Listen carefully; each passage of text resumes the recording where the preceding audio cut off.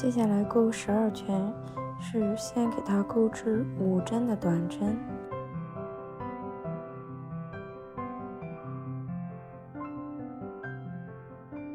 钩好以后再给它钩1针的减针。这一圈的规律就是5个短针1个减针，一共给它重复6组。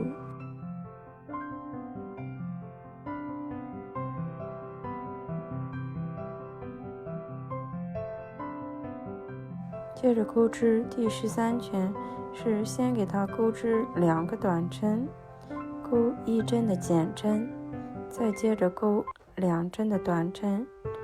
这一圈的规律就是2个短针1组减针，再2个短针，一共给它重复6组。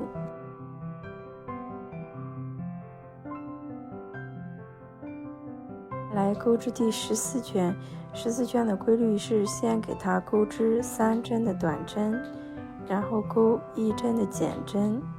这一圈的规律就是3针的短针1个减针，一共给它重复6组。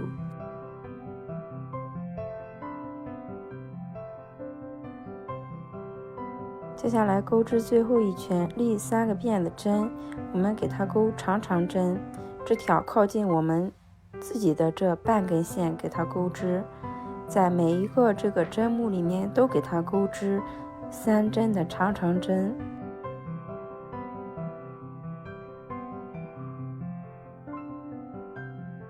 这样为一组。接下来我们需要再挑着一根线，在每一组里面都给它钩织3针的长长针。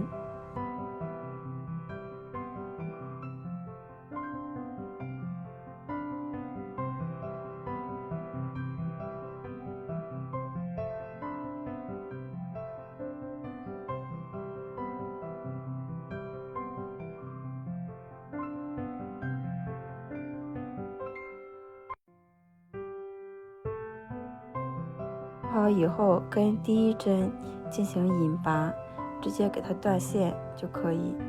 把线头的话给它藏到这个织物的里面。布带的话，给它把棉花塞好。